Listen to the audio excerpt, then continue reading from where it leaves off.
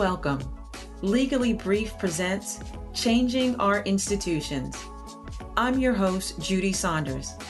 I'm a lawyer who works with private and public companies, educational institutions, and sports organizations to identify root causes, confront historic failures, and boldly implement change to our institutions. This podcast is for corporate change agents, disruptors, and mindset mavericks who are committed to making our institutions work better for themselves and the next generation. I want to remind you that while I hope you enjoy every episode in the series that we're doing on changing our institutions, the content of this programming is not a substitute for speaking directly with an attorney who understands your unique circumstances. If you're looking for past episodes or information, please head on over to my website. There you'll find information and you can sign up for newsletters and you can learn more about me and my practice. I'm glad you're here. Let's get ready and let's talk and make some changes. Hello and welcome back to another episode. I'm so glad that you're here with me as we bring in the holiday season. At the time of this recording, we are just wrapping up November. Thanksgiving was a wonderful time for myself and my family, my brother and my sister and all of my nephews.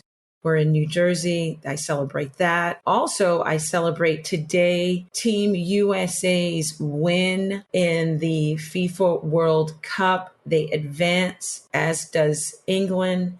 So excited about that also. And in November, before the month is over, I had to take a moment.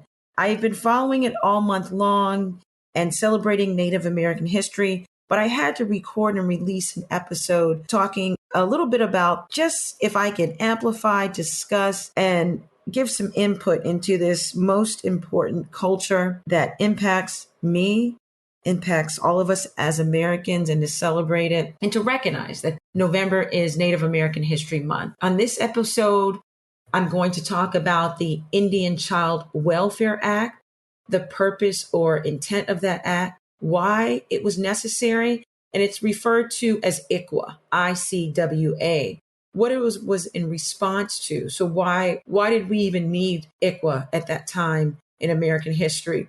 And legal challenges to the law and some of those most recent cases. And then finally, the takeaways. I hope that you leave this episode with being more open about how institutions work, how you can make them better, even in federal, state. I don't care if it's an institution in your community. And also, I hope that you take away the willingness and the curiosity to ask questions, to befriend individuals outside of your circle and cultures, to learn about cultures that you may not know of. Let's dive right into what is the Indian Child Welfare Act. Well, it is an act that was implemented in 1978 by the United States Congress. It's a federal law that oversees the removal of Native American children from their families in custody, whether they're in custody, foster care, or adoption cases. The law gives tribal governments exclusive jurisdiction over children who reside on or live or domiciled on reservations. And then it also gives concurrent jurisdiction or presumptive jurisdiction over foster care placement proceedings that involve Native American children who do not. So it impacts children that both live on reservations, Native American children that live on reservations, and Native American children that do not. Why was it necessary to implement ICWA? What was going on in the world at the time?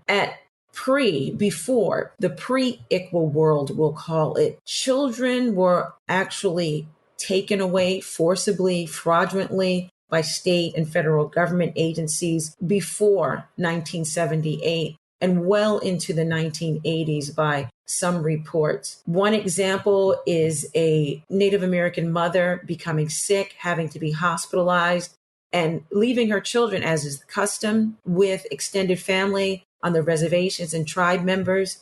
Upon hospital workers and state agencies learning of this, They immediately went to the reservation, removed the children, and that oftentimes led to a horrible domino effect where you had children being placed outside of the reservations. At the time, you can have to imagine that women, families, Native Americans did not have full due process in these child custody proceedings. So you lost custody and your rights were terminated. That is just one story that's told by a short documentary film called The Heart of ICWA, Becky's story. And Becky in this film or in this documentary was removed from her reservation, removed from the family, grandparents that she knew, was placed in a foster home with non-Native American families, ended up in abusive situation, and not knowing anything about her culture when she could have stayed with her family. It's reported also during this time in this pre-ICWA world that as many as 35% of all Native American children were being removed, as I said before, forcibly, and sometimes they had intact Native American families with a family network of extended relatives, and they were removed forcibly and placed in predominantly non-Native homes where the children had no contact, no understanding of their Native American culture. So then when this act was put in place in 1978, it was done to quell and stop that disproportionately high rate of forced removal of these Native American children from their traditional homes and their cultures. In some cases, it's reported that even the Bureau of Indian Affairs, which was a federal governmental agency, had worked with state agencies, so the local agencies, to pay for the removal of Native American children and their placement away from their culture and their religion. 85% of that number that I mentioned before were moved and were placed outside of the community, even when there were willing and able Native American family members available for that placement. So what is the purpose then, and why was ICWA made law? The purpose of the act, according to the U.S. Department of Interior, was to protect the best interest of Indian children and to promote the stability and security of Indian tribes and families. And it was put into place. The purpose of it was to set a minimum federal standard for the removal. So if you're going to remove Indian children and place them outside of the reservation, outside of their home, their culture, away from their religion, this is the minimum standard that courts, that federal and state agencies should look to. And you can find the act at 25 USC 1902.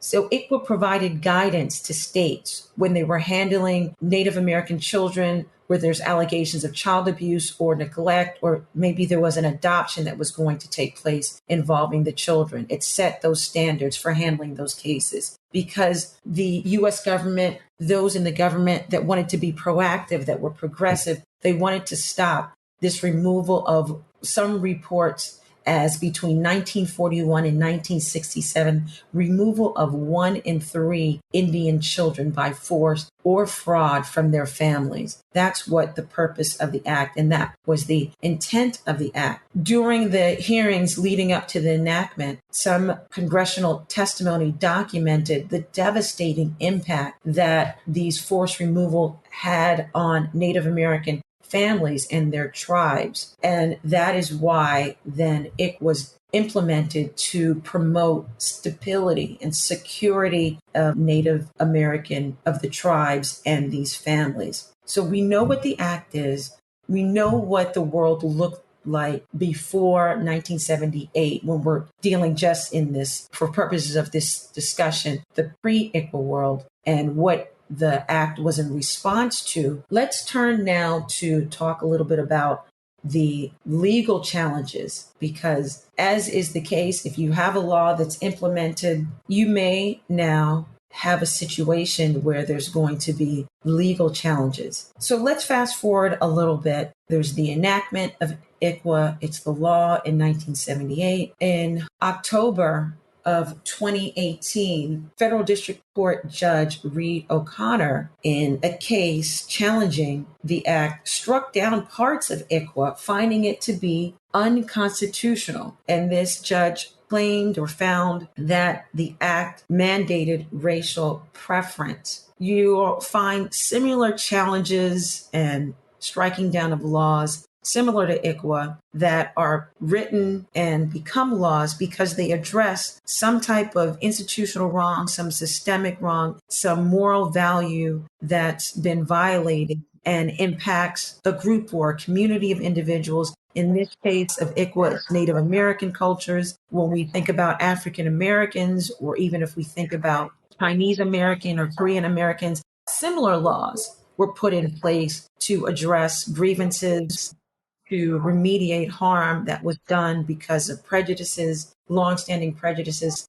And so you'll have these challenges that came about. You have challenges to affirmative action, as you do, and as we see here with the 2018 case that challenged ICWA. And so this judge found that it mandated racial preference.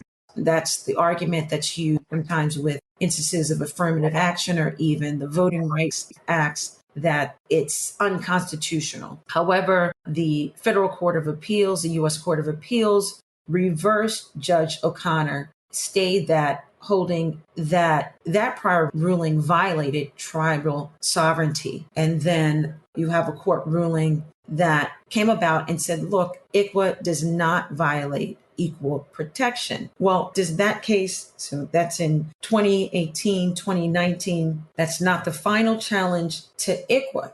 So let's set the stage then for a more recent courtroom battle that challenged this congressional legislation meant to protect American Indian children. And this is happening. It starts to come about, the case that finally is heard in November of this year. It grows out of a situation from 2017. But before I talk about the details of that case, I find it interesting if we pull back a little bit and look at some laws that are being challenged recently. If you look at Roe v. Wade, which turned 50, Title IX, which turned 50, ICWA is over 40 years old. These laws were all put into place in the 1970s to address, remediate harms that were done, and they sought to expand and to make our democracy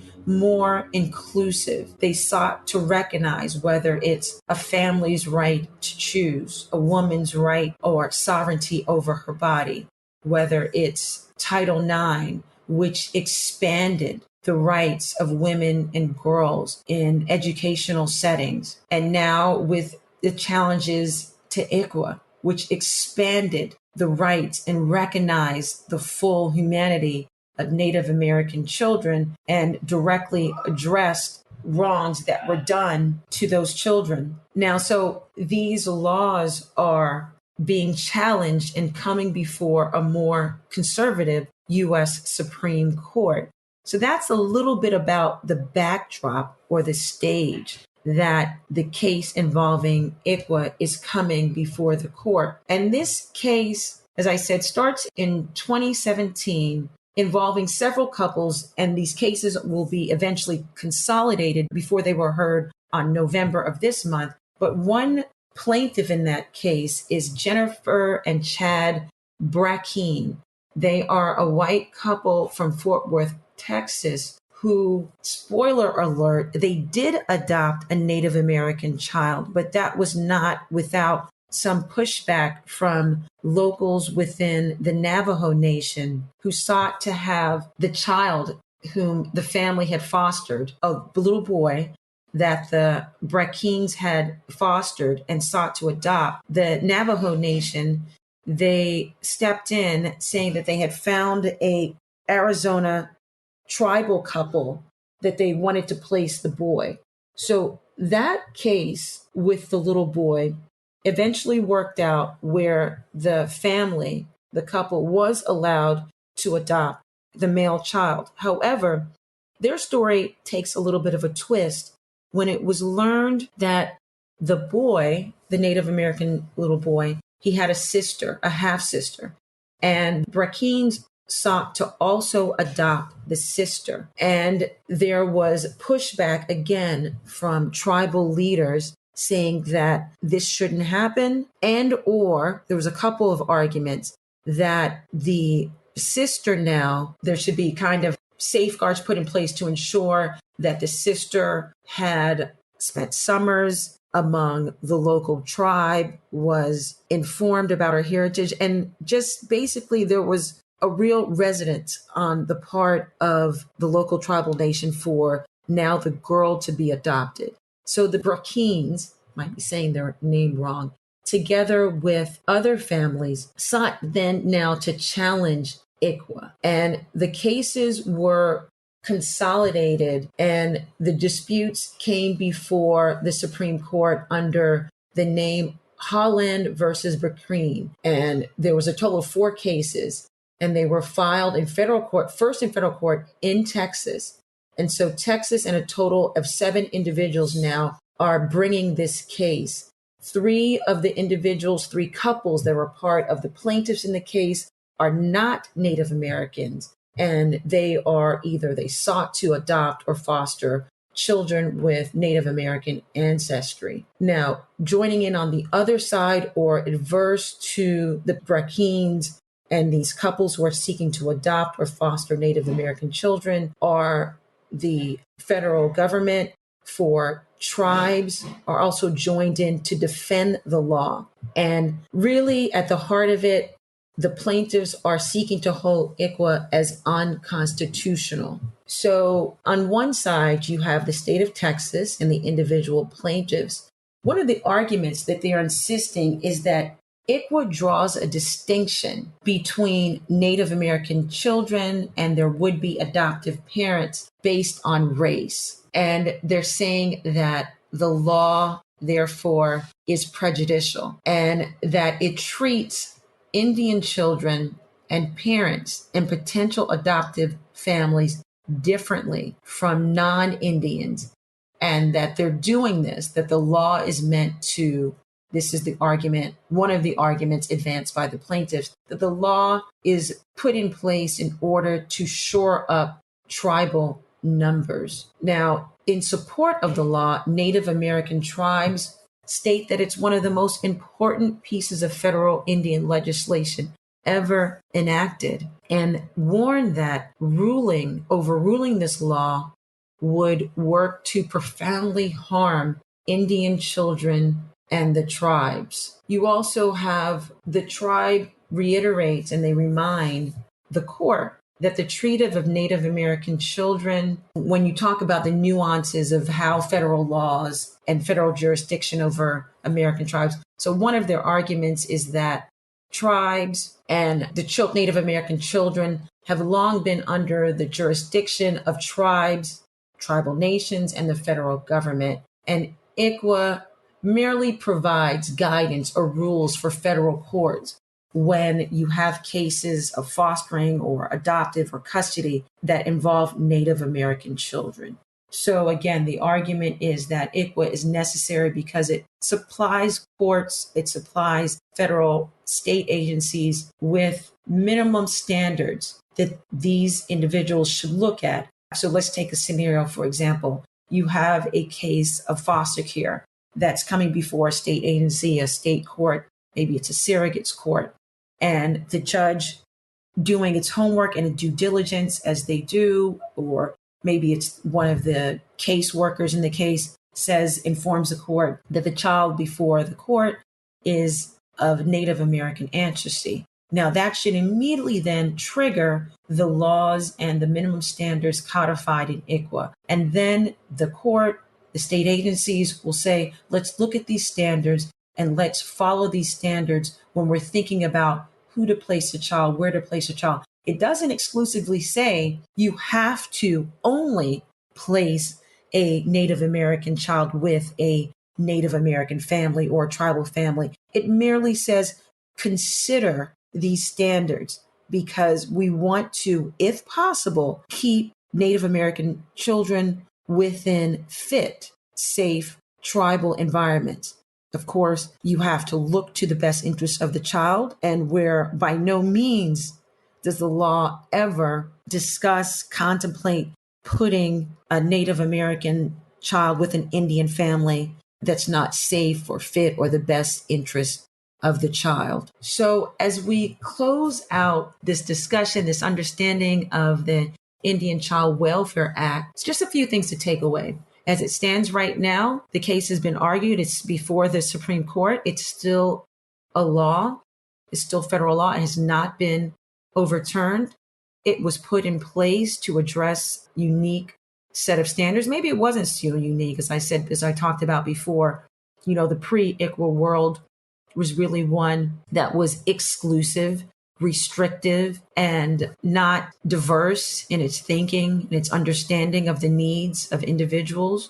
So this law was put into place to address those needs, to address the needs of Indian children. And it has been affirmed and reaffirmed by the U.S. Supreme Court for over 200 years.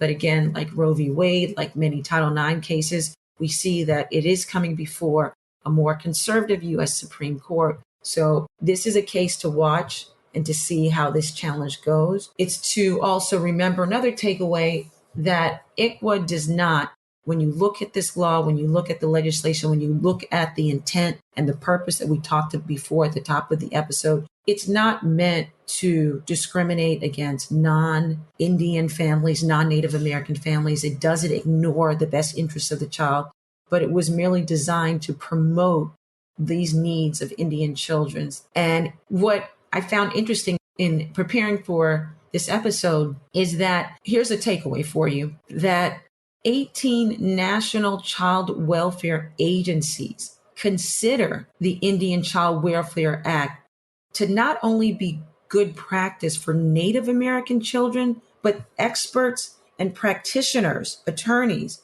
child welfare practitioners have found that the principles found in ICWA are a gold standard for child welfare that we should implement for all children when they come into court, when they're in court because of or they're being considered for placement. We should look to ICWA as the gold standard for child welfare for all of our children. I enjoyed learning more about ICWA.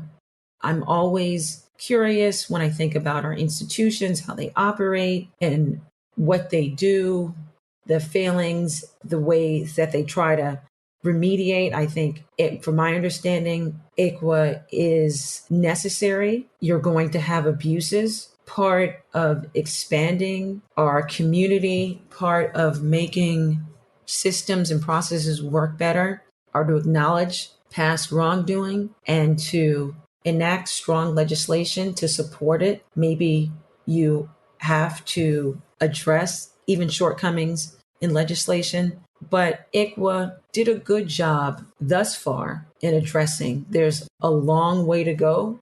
We know when we deal with the history of Native American communities, this is just one of many ways that Congress has done to address those past wrongdoings. I also want to say, if you continue to be curious and want to learn more about Native American history, please listen to this podcast entitled Buffy. It's about one of the Native Emmy award-winning Native American singers, artists, not only singers, artists, writers, producers. It's called Buffy. I'm going to see if I can just find it for you right here I listened to it from beginning to end. Yes, here it goes. It's Buffy, and maybe I'll put a link to it. It's the title of it. It's Buffy St. Marie, who is known as the most celebrated musician ever. So take a listen to that. It's hosted by Fallon Johnson. I really enjoyed that. And you'll hear just a fabulous story. If you love stories as much as I do, you'll want to also listen to that podcast. So as always, happy start of the holiday season. I'll be back next week talking to you about investigations, internal investigations, but then also we'll take a break, as I do during the holiday season, to get a little bit more personal, talk about how some stories about celebrating the holidays. There's so many to celebrate. I look forward to recording those and releasing those over December. And until next time, be well and enjoy the holidays.